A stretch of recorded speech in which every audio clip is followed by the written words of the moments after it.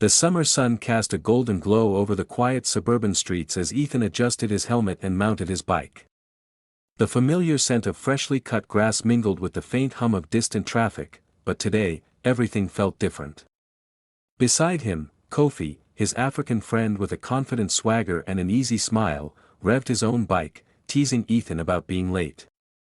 "Always the thinker, never the doer," Kofi said, nudging Ethan playfully. Ethan laughed, shaking his head, though a small flutter of nerves lingered in his chest. Ethan and Kofi had been inseparable since their first semester at university. They shared classes, long discussions about ambitions and fears, and countless nights just wandering the city streets in search of conversation. Kofi's laughter was magnetic, his presence effortless, but there was something about today, something unspoken, lurking in the space between them. Ethan noticed it the moment they started riding. The wind tugged at Ethan's hair as they pedaled side by side, racing along the tree-lined avenues. For a brief moment, the world seemed suspended, the steady rhythm of the pedals, the warmth of the sun on his skin, and the sound of Kofi's laughter echoing in his mind. Ethan's hand brushed against Kofi's when they tried to match pace. It was fleeting, almost imperceptible, but the touch lingered longer than either expected. Both glanced at each other, startled by the sudden charge in the air, yet neither spoke of it. Their conversations flowed easily, as they always did. Kofi teased Ethan about his cautious nature, joking that he was too busy thinking to ever actually live. Ethan countered with playful sarcasm, pointing out that Kofi was reckless in the best possible way, always diving headfirst into things without thinking. They laughed, but beneath the humor, Ethan felt an unfamiliar tension, a pull that he couldn't ignore. As they continued through the winding streets, Ethan couldn't help but notice the small details he had never paid attention to before, the way Kofi's jaw tensed when he focused, the subtle curve of his smile, the confident tilt of his shoulders. He found himself watching Kofi more closely than the road ahead, and for the first time, the risk of the ride, the potential for a fall or collision, seemed trivial compared to the risk he felt inside himself. A sudden stop at a traffic light brought them closer together than they expected. Ethan's front wheel nearly nudged Kofi's, forcing them to steady themselves with quick, shared movements. Their hands accidentally touched again, and for a heartbeat, time seemed to slow. Ethan's chest tightened, an unfamiliar warmth spreading through him. Kofi's eyes flicked toward him, and for a brief moment, the teasing confidence vanished, replaced by something more vulnerable, almost questioning. The light changed, and they continued, but Ethan couldn't shake the sensation of that contact. Every laugh, every glance, every subtle movement seemed loaded with meaning. The ride, which had begun as a simple afternoon adventure, had transformed into something charged with emotion, something neither of them had fully anticipated. By the time they reached the small park at the end of their route, Ethan's thoughts were tangled in a mix of excitement, confusion, and unease. He wanted to understand what he was feeling, yet feared confronting it directly. Kofi leaned against his bike, catching his breath, and smiled. "Same time tomorrow?" he asked casually, but the way he looked at Ethan suggested there was more behind the words. Ethan nodded, though he didn't trust his voice to sound steady. Something had shifted during that ride, something subtle, but undeniable. He didn't know where it would lead, or what it would mean for their friendship, but he knew one thing: the person he had trusted completely now felt closer than ever, and yet, simultaneously, completely different. As Ethan pedaled home alone, the hum of the tires on the asphalt echoed in his mind. That ride had changed everything, though he didn't yet realize how far-reaching the consequences would be. One small moment, one fleeting touch, and suddenly the world as he knew it felt unfamiliar, full of possibilities he had never imagined. The following days unfolded with an uneasy precision, as if Adam's life had learned a new rhythm without asking his permission. He moved through his routines with practiced calm, yet every ordinary action felt weighted with anticipation. He listened more closely for footsteps in the hallway, lingered longer by the window, and found his thoughts drifting, always, inevitably, toward the space next door. Mark noticed the change, though he couldn't name it. Adam was present but distant, attentive yet unreachable. Their conversations grew shorter, trimmed of curiosity. When Mark asked how Adam's day had been, Adam answered honestly but incompletely, leaving out the part where his chest tightened whenever he heard Ethan's door open. Silence became their shared language again, only now it carried a sharper edge. Ethan did not seek Adam out, which made his absence louder. When they finally crossed paths, it was by chance, late in the evening, as Adam returned home with tired shoulders and a mind too full. Ethan stood in the hallway, keys in hand, his expression hesitant but open. The greeting they exchanged was simple, but it carried a tension neither could ignore. They spoke quietly, mindful of the thin walls and the hour. Ethan mentioned the weather, work, the small things people say when they are avoiding the larger ones. Adam listened, aware of how close they stood, how easily he could have stepped back, and how he didn't. The space between them felt charged, not with urgency, but with possibility. It was Ethan who acknowledged it first, not directly, but honestly. He spoke of loneliness as if it were a shared experience, not a confession. Adam felt something inside him loosen in response. He admitted more than he intended, describing the gradual distance in his marriage, the way companionship had slowly thinned into habit. He did not blame Mark, and Ethan did not ask him to. That restraint made the conversation feel safe, even as it edged towards something dangerous. When the moment ended, it did so without ceremony. Ethan wished him a good night, his voice steady, his eyes unreadable. Adam returned to his room carrying the weight of what had almost been said. He told himself that restraint was proof of loyalty, that acknowledging temptation was not the same as surrendering to it. Still, the restraint felt temporary, like a promise made under pressure. Sleep did not come easily. Adam lay awake, replaying the conversation, measuring every word for meaning. He wondered what Ethan had meant to imply, and what he himself had revealed without realizing it. The ceiling above him felt closer than usual, pressing down on thoughts he could no longer dismiss. The next evening arrived quietly, unremarkable in every way except one. Mark was working late. Adam knew this before he asked. The schedule had become predictable. He prepared a simple dinner and ate alone, the clink of cutlery echoing in the empty kitchen. When a soft knock came at the door, his first instinct was caution, followed closely by recognition. Ethan stood there, composed but clearly uncertain. He had come to return a book Adam had lent him weeks earlier, a minor excuse that barely concealed the truth beneath it. Adam invited him in without hesitation, aware of the significance of that choice even as he made it. They sat across from each other, conversation unfolding slowly, deliberately. The air between them felt heavier now, shaped by what had already been acknowledged and what remained unspoken. Ethan apologized for the intrusion. Adam assured him it was fine, though his heart disagreed. There was a moment, brief but decisive, when silence stretched too far. Adam realized that doing nothing was itself a choice, one that would not preserve the life he knew so much as prolong its quiet erosion.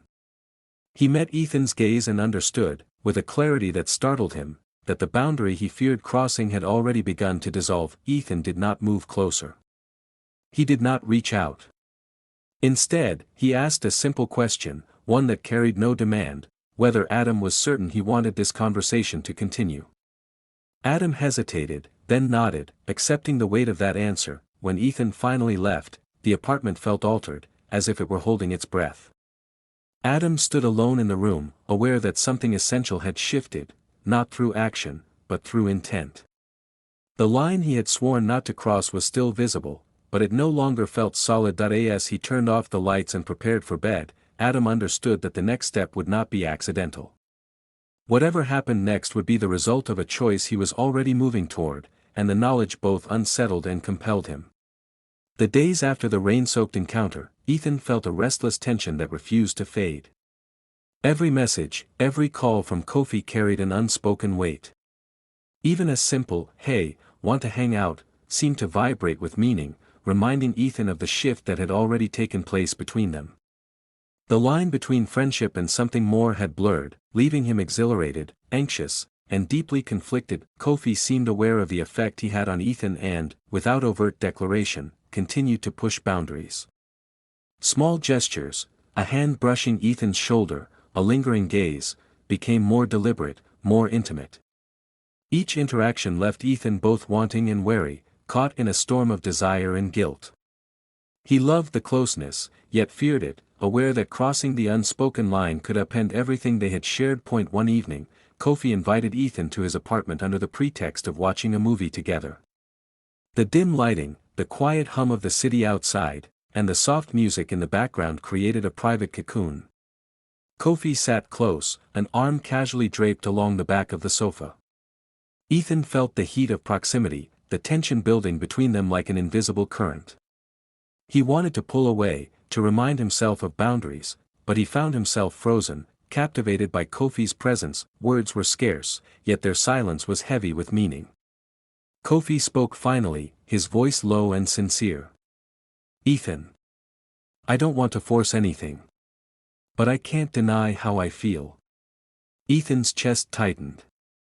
He understood the weight of the confession, not in the grand, dramatic way, but in a quiet, unavoidable reality that demanded attention. Their eyes met, and in that shared gaze, Ethan realized just how deeply he had been drawn in, how much he had allowed his emotions to take the lead. Guilt gnawed at him.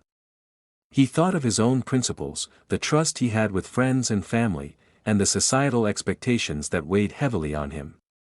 Yet, at the same time, he couldn't deny the thrill of connection, the sense of being truly seen and understood by Kofi. He wrestled internally, desire versus restraint, morality versus heart. The tension was suffocating, yet impossible to ignore. Kofi's presence was transformative.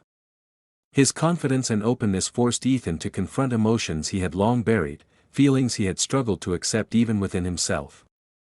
Ethan realized that the ride, the lingering touches, the shared moments, they had revealed truths about his identity, his desires, and his capacity for intimacy. He began to understand that life was no longer a series of safe, predictable choices. It was complicated, messy, and profoundly human. By the time the night ended, Ethan felt changed. Not because he had acted on temptation, but because he had confronted it, acknowledged it, understood it, and recognized its impact on his life. He and Kofi remained close, yet the nature of their connection had shifted irrevocably. Trust and friendship remained, but layered now with awareness, with vulnerability, and with unspoken possibility. In the following weeks, Ethan reflected on the transformation. He understood that relationships, whether romantic, platonic, or somewhere in between, were not defined solely by action, but by honesty, courage, and self-awareness. Kofi had challenged him to confront his fears, to acknowledge his desires, and to embrace the complexity of emotion without shame. It was a lesson in self-acceptance and growth, one Ethan knew would stay with him long after the fleeting moments of tension had passed. The final scene mirrors the story's opening, but with subtle change. Ethan rides his bike alone along the same suburban streets, the wind still tugging at his hair, the hum of tires on asphalt familiar and comforting. Yet now, each moment carries reflection, the past day's emotional turbulence, the subtle shifts in his understanding of friendship and love, and the awareness that life's most meaningful connections often come with complexity. As the sun dips below the horizon, Ethan slows his bike at the park where he and Kofi had paused so many times. He leans against the railing, letting the breeze wash over him, and thinks quietly, that ride had changed everything, not in ways he could have predicted, but in ways that mattered. Some doors had opened, others had shifted, and his heart, once cautious and hesitant, had been awakened to a truth he could no longer ignore. The days that followed carried a quiet intensity, as though Adam's life had slowed to allow every thought its full weight. Conversations with Mark became more deliberate, stripped of the casual ease they once relied on. Each exchange required effort, attention, and an honesty that felt both necessary and exhausting. Adam realized how rarely they had spoken this way before, and the realization unsettled him. Mark was trying. Adam could see it in the way he asked questions and waited for answers instead of filling the silence himself. Yet beneath that effort lay uncertainty, a guardedness born from sensing that something important remained unsaid. Adam felt the truth pressing against his restraint, demanding acknowledgement. He knew that partial honesty could only delay an inevitable fracture. Ethan remained a quiet presence at the edge of Adam's awareness. They had not spoken since their last encounter, but his absence felt purposeful rather than accidental. Adam understood that Ethan was giving him space to choose, not retreat. That restraint, once again, forced Adam to confront his own intentions. Temptation had lost its urgency, what remained was clarity. One evening, as Adam returned home, he encountered Ethan in the hallway. There was no tension this time, only a shared understanding that whatever had connected them now required resolution. Ethan spoke plainly, saying he did not want to exist as a question mark in Adam's life. He respected Adam enough to step back unless invited forward with certainty. Adam appreciated the honesty, even as it sharpened the conflict inside him. He admitted that what he felt was real, but incomplete. Attraction had awakened something dormant in him, yet it had also revealed how much he still owed to the life he had built. Ethan listened without interruption, his expression calm, as if he had expected nothing less. They parted with a sense of closure that surprised Adam. Not because anything had ended, but because the ambiguity that once fueled his restlessness had been replaced with responsibility. He returned to his apartment aware that clarity did not guarantee comfort, it only demanded action. That night, Adam spoke the truth he had avoided. He told Mark that he had formed an emotional connection outside their marriage, one that forced him to confront what he had been missing and what he risked losing. He did not dramatize it, nor did he excuse it. He spoke carefully, acknowledging his fault without deflection. Mark's reaction was quiet but devastating. He listened, absorbing each word with a stillness that hurt more than anger would have. When he finally spoke, it was not to accuse, but to ask whether Adam still wanted the marriage. The question was simple, but its weight felt immense. Adam answered honestly. He said he didn't know yet, but that he wanted to find out without hiding, without pretending. He wanted to rebuild trust if it was possible, and to part with respect if it wasn't. Mark nodded, accepting the uncertainty even as it pained him. They agreed to take time apart emotionally, not as punishment, but as reflection. In the days that followed, Adam experienced the cost of transparency. Conversations were heavier, nights lonelier, and certainty remained elusive. Yet beneath the discomfort lay a sense of integrity he hadn't felt in years. He was no longer divided between secrecy and desire, he was facing the consequences of both. Adam stood in his room one evening, the same room where the shift had begun. The walls felt less confining now, the silence less accusatory. He understood that change was not a single moment, but a series of choices made after clarity arrived. Whether his future held reconciliation or release remained unknown. What Adam knew, with quiet certainty, was that the version of himself who avoided difficult truths no longer fit. Whatever came next would be shaped not by impulse, but by intention, and that understanding, fragile and hard-earned, marked the true beginning of what lay ahead.